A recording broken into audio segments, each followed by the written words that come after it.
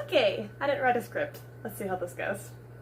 Okay, so if you saw the first video that I put up, then you'll know that I went to my very first Comic Palooza ever. And I kind of honestly can't believe I haven't gone to one up until now because that was so much fun. I loved it. It was great. We got to see so many of the different vendors. We wandered around the shops. Now what's funny is we managed to find a lot of the Renaissance Festival themed booths. I'm a huge fan of the Ren Fest. I go every year. But that's off topic. So, the subject, I guess, for the day, this video, is the costume that I wore to Comic Palooza, which was Annabeth Chase from the Percy Jackson series. One of my favorite book series of all time. You may have seen the show that's been recently adapted on Disney+.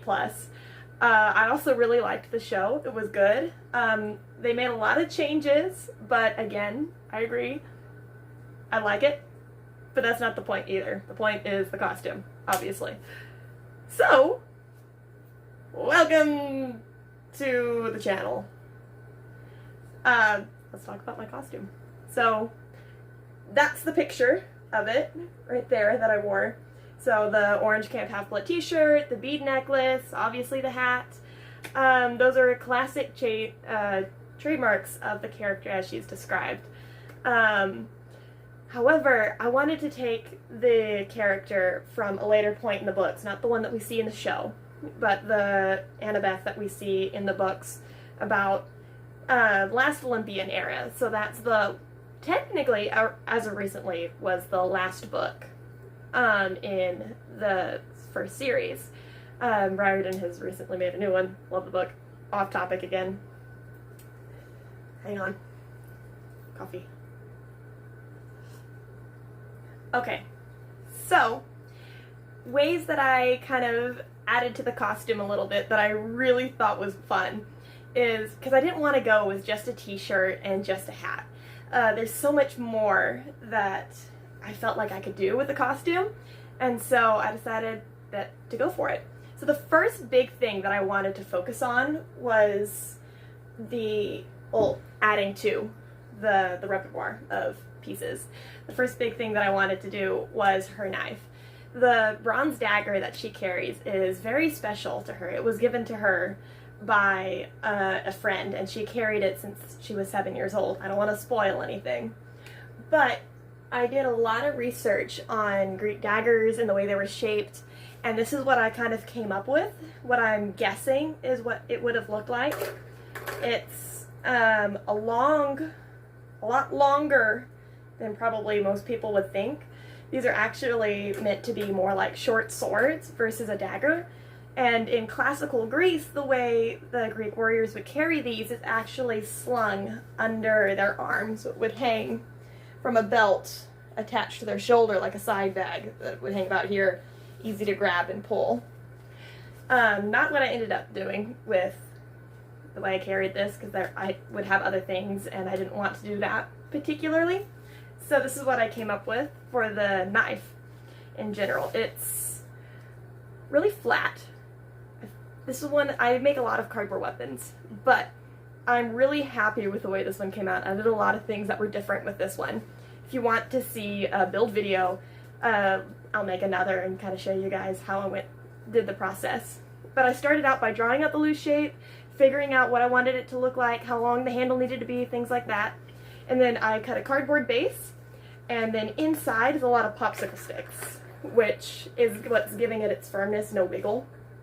And then normally I use a lot of jewelry wire to kind of hold everything together, but I didn't know if they would have metal detectors and if they would allow anything with metal and a prop that is obviously a weapon into the convention. So what I ended up doing, I tried something new, is I dipped a lot of scrap fabrics into a glue and water base and then plastered it over the top, and it hardened really nicely. I'm very happy with it. And then I kind of wrapped the grip too, because it's supposed to be solid celestial bronze. So I did paint, a gold paint, kind of watered down just a little bit, but honestly not much, because with the tone of the fabric, it actually went on in a very nice kind of bronze color. And then to help hold the handle in place and to add the nice pommel, it's actually a lot of hot glue that I layered on there, just kind of kept going with the hot glue. But yeah, I'm very happy with the way this turned out. And like I said, if y'all are interested in how exactly I made it, let me know in the comment section and I'll do a build video. Maybe I'll do the dragon sword. I have one, but I would like to remake it. Could be fun. Now, like I said, the way these are carried is typically under the arm, but I figured with my bag that would be a little cumbersome, it would get annoying, and I really didn't want to do that. So, I had some leftover pleather from another costume that I had made. Last year for the Ren Fair, I went as Artemis, and I made this arm guard, because she's an archer. And so, I had a lot of this pleather left over, and so I figured that I may as well use it. So here's the, take it out of the paper, it's the pleather. So it's very shiny, it's got the very nice scale texture, I love it so much. It's so expensive per yard, but that's okay, because you don't need much. And then it's kind of got this like faux fabric-y texture on the back. I don't really know what to call it, but it was actually surprisingly easy to work with. I did have to punch some holes with the leather tools, but it was fun. It was a good way to test out my new leather kit. I'm gonna put this down here, I guess. So the way I came up with the design is I went scrolling on Pinterest first to kind of see what different shapes I liked. And then I put the knife down, traced around it, kind of see if there was a general shape, if that would shape would work. So here's what I kind of came up with here. It's nice and long and flat. It's got the little thingies, loops, for the knife to just slide right in. It slides in so easily. I was so very pleased with how well it just slipped right in. And so you can just stick it in there,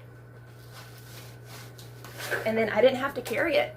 It was great. I hate carrying things around. I like my hands, I talk with my hands, and so I like my hands being free so I can gesture big, because that's what I like to do with them. And so I don't like having to carry things around, and I'm going to set something down and leave it somewhere. So this was really nice, very helpful. So yeah.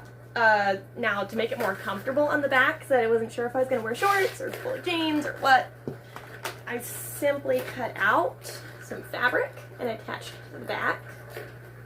So it's very nice, it's very soft. I had my measurements off, so I had to piece it a little bit and a little bit of fabric tape, but nobody will know because it's the back except for you, because I'm showing you. Yeah, so it was great. And now, in future, I think I'm going to attach this to some actual leather, the backing anyways, because it's very flimsy, and it had this weird, like, warpy, bubbly thing that I didn't like, really. I mean, it worked. It served its purpose. It kept the knife on my leg, and it didn't break. So, it worked for the most part. But in, oh, that stinks. One of the cats is in the litter box.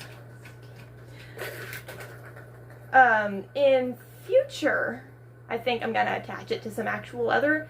Either I'll remake it or I'll just patch it on there, because I generally do like the way this came out. I do want to do something different with the way I attached it. The loops, the way I put them together, it's a snap. So I just have the two snaps because I wasn't sure if it would fit right, because the knife was still drying, it was still curing. I couldn't put it in yet, I couldn't size it. So I made the snaps that way they could be a little bit more adjustable and I wouldn't have to rip out stitches, because that is one thing. This pleather, it's really easy to work with, but it shows your stitching holes if you have to rip out seams. So let that be a warning to you, it will show holes, which will not keep things nice and tight and nice. Tidy? Tidy. That's the word I was looking for. Now, to keep it on my leg, this was my first time actually working with genuine leather, So it was a bit of an experiment. It was my first time trying to make a belt, kind of like this. I stitched it to the wrong side, so I couldn't adjust it as well as I needed to. It was a little too big. It was a little annoying, but it worked out all right. So I took a big loop, I measured it, wrapped it around my leg, gave myself some extra room, because Math and I don't get along, so I'm often mismeasuring things. But that's okay, because we just work with what we got. And then I took a smaller section. Here, let me actually just take this out, and I'll show it to you that way. It might be a little easier. There. Okay. So just a really long leather belt, and then I stitched the pieces together, and then punched some holes for the buckle, and then a loop for it to go back in itself, as belts do. But I stitched it down on the wrong side, and I couldn't tighten it all the way, which is a little annoying. The bottom part, that worked great. Loved that part. I would put a few more holes in it in the future, and I would also do an extra hole down here at the bottom for it to go through, because that, not only having one securing line, let it kind of like slide around and spin, which wasn't bad. It was just a little annoying. But yeah, the whole thing was able to just attach to my belt. So I had a, there it is. So I made another loop, kind of with adjustable pieces, so I could either go higher or lower, depending on where I wanted it to sit. And this would just attach it to the belt at my waist. That way it wouldn't just slide off my leg. So that was very helpful.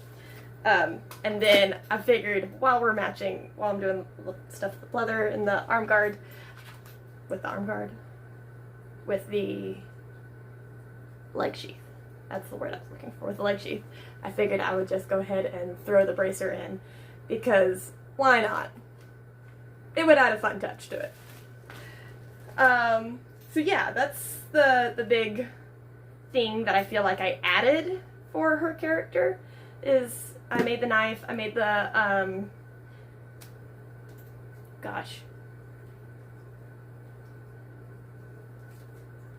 leg sheath. Leg sheath. I don't know why I can't remember that word, but I can't for some reason. Yeah. Now, the other things are more of just what she's described as in the books as having. The hat, obviously, I got that as a resale thing, which is great. And then the bead necklace. Now, the bead necklace wasn't necessarily all that hard. I really wanted to paint the different symbols that she had on her beads, like the centaur in the prom dress, and a couple of the other different ones on there. But I couldn't do it. I've tried, and I tried, but I can't. I am not an artist. But overall, it was really easy. So I took a piece of leather cord that I just kind of had sitting around. It doesn't have to be leather cord. It could be anything. In the books, it is on a leather cord, but I had some sitting around, so I used it. And then basically I had these wooden beads that my great-grandmother had given me, and so I painted some of them. I did manage to kind of paint a trident. It's an ugly trident, if we're being honest. But I had one bead painted. It made me happy. And then for the gold college ring that she wears on her necklace that was given to her by her father, I didn't have a college ring to put on there, especially a giant men's college ring. And I looked at them online for resale and things like that. I couldn't swing it. So I got a little golden costume ring that came with something else that I had ordered at some point. So this was really easy, really fast. It took only like about 5 minutes to put together, except for the paint drying. Now, the other big thing, which is kind of hard to tell from some of the pictures, is from the timeline that I decided to cosplay her as. In one of the books, she had held up the sky or something like that, and it had given her a streak of gray hair. And so I looked at hair dyes but I was kind of scared. So to try a random hair dye that I didn't know, because I wanted to be able to wash out. I didn't want to actually dye my hair gray for an unknown amount of time. So what I did instead is I got these hair extensions off of Amazon, these gray hair clips, and they actually held really well. A little tangled, I didn't rebrush them after the event.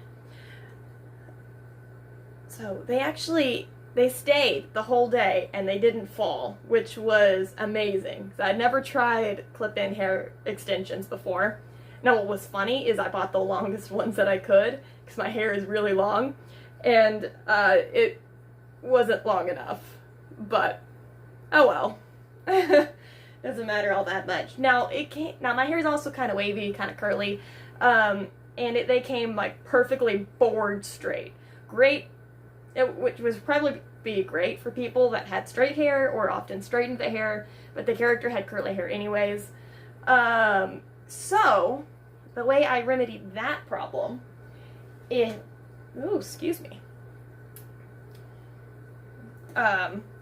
is I took them and braided them in a little rope braid, and then I put a lot of hairspray on it, slicked it down, some hair gel, and then I ironed it. I put it on the table and turned my iron onto one of the higher settings for synthetics, and just pressed it down, held it for a little bit, making sure, now when you do this you want to make sure it doesn't melt and stick to your iron. I have made that mistake before. It's a mess to clean. Watch what you're doing when you're doing synthetics.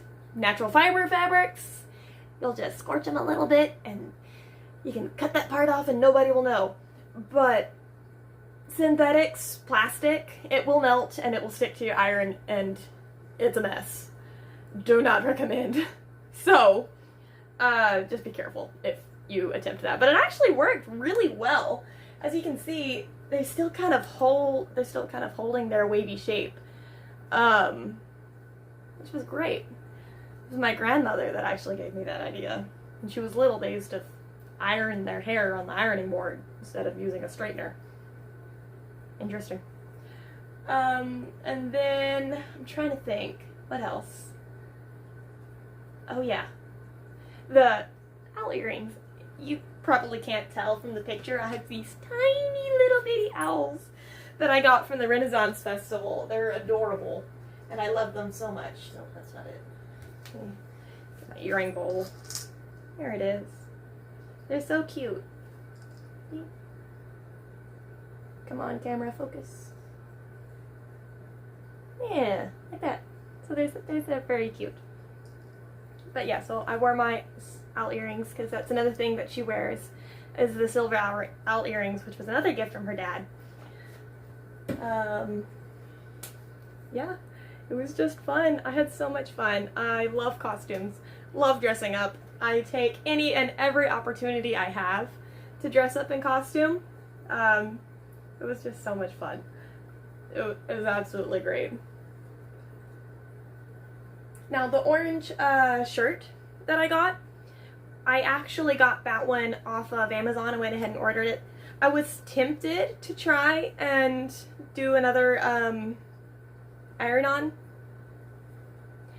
This technically isn't my first time doing this character. When I was 16, turning 16 for my 16th, I set up this huge quest around my neighborhood, invited my two best friends over, and we went on a quest around the neighborhood. I set up a scavenger hunt and did a prophecy. It was great. It was so much fun.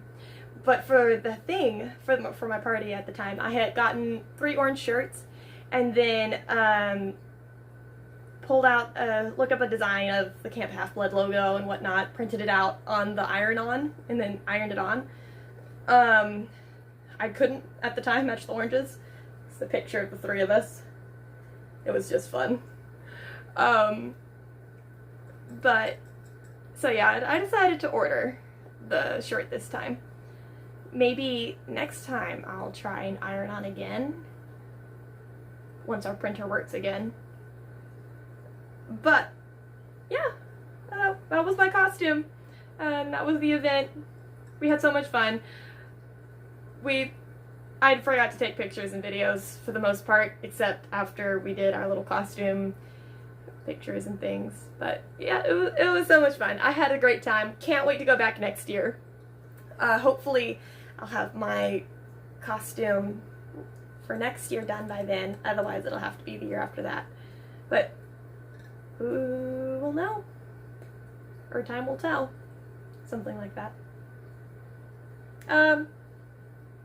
Yeah, that's pretty much it. I don't have anything else to say. I dressed up. It was fun. I told you about my costume, which was what I wanted to do, because I like costumes. Yeah. Bye!